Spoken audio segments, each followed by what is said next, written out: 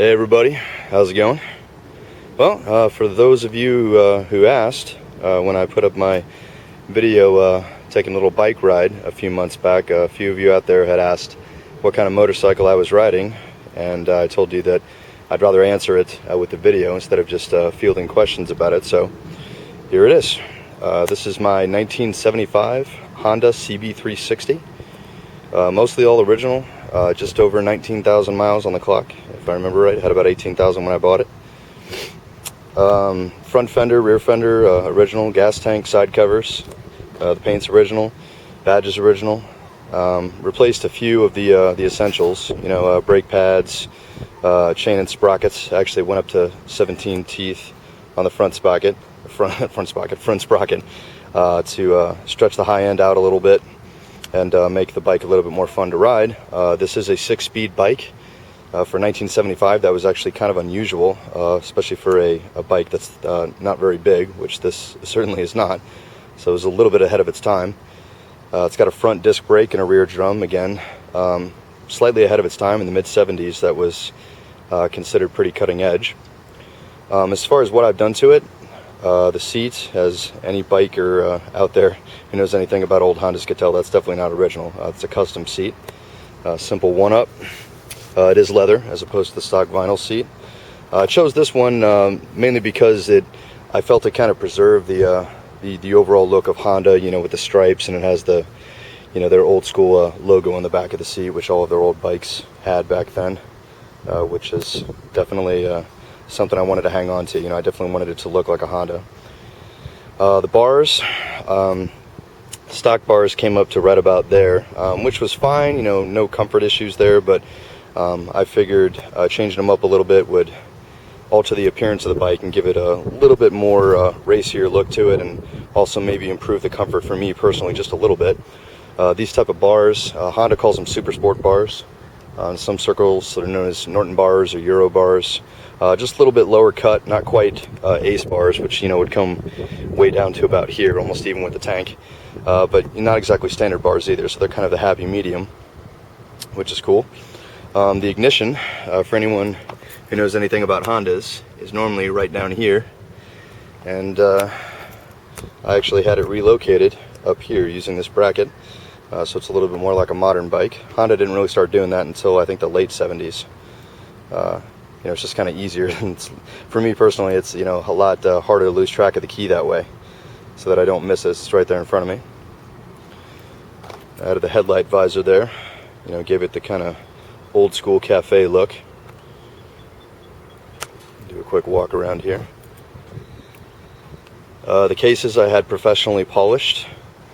The header is definitely not the stock header. This came with a 2-into-2. We swapped it out for a Mac 2-into-1.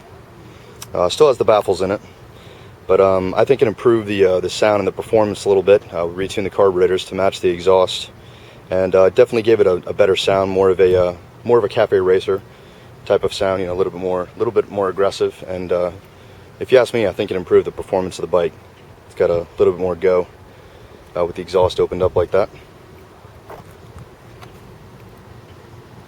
Got the classic Honda red color, by far the most popular color on this particular model. If you look for old school CB360s, I think the majority of them will probably be red, as Honda sold quite a few of them back then.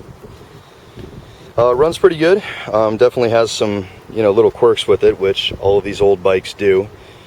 So if you're out there and you're, you know, thinking about buying an older Honda or Kawa or Yamaha, you know, Triton, Norton, Triumph, anything like that, you know, you pretty much got to accept from the get-go that you're going to have little headaches from now and then. I mean, it's just, no matter how much you wrench on it or, you know, have a professional go over it like I have, you know, guys who specialize in these type of bikes.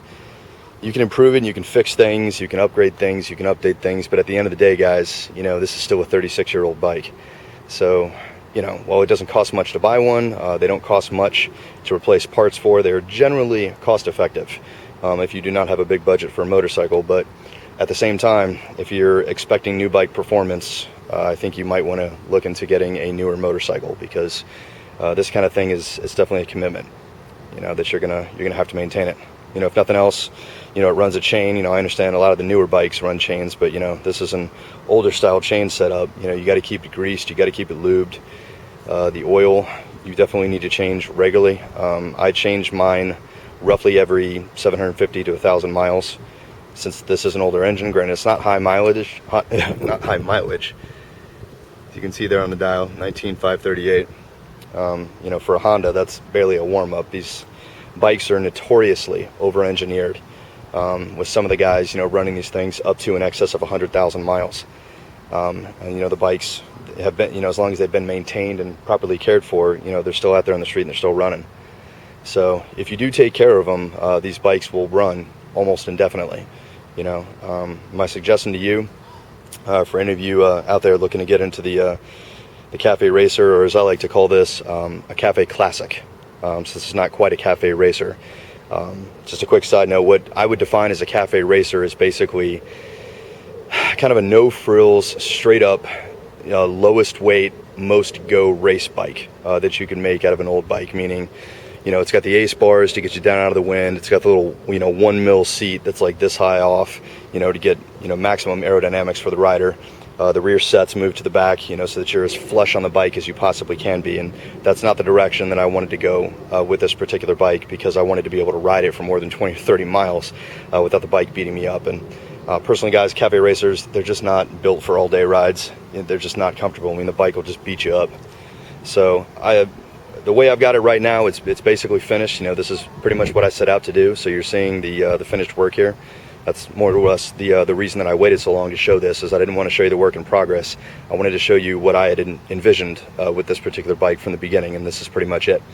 So I tried to find the best balance between, you know, going a little bit cafe racer, but still staying in the Honda classic realm. So that's kind of why I call it a cafe classic, because it's got a nice comfortable seat on it.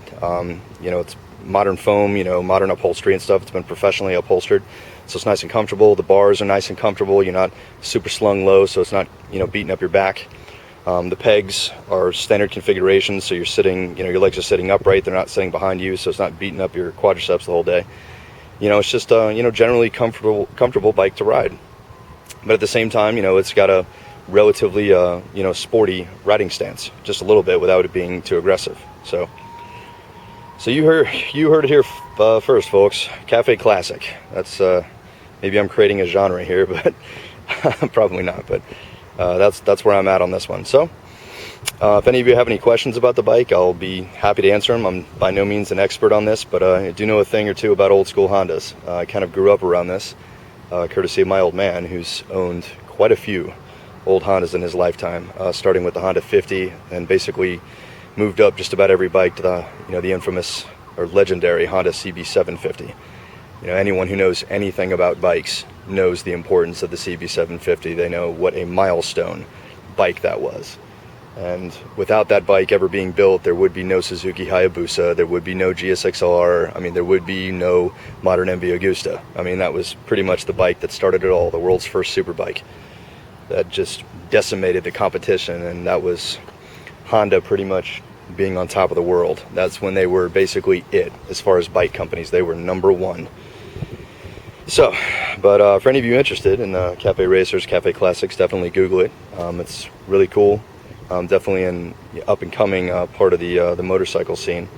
Kind of clubs sprouting up here and there. But I thought I would go ahead and cut it here and take you guys on a little late afternoon, early evening ride. And we'll see how the bike handles. Again, if you have any questions, just go ahead and leave them at the bottom. Any questions about the bike, I'll be happy to answer them. So, thanks for watching, and I guess I'll see you on the ride.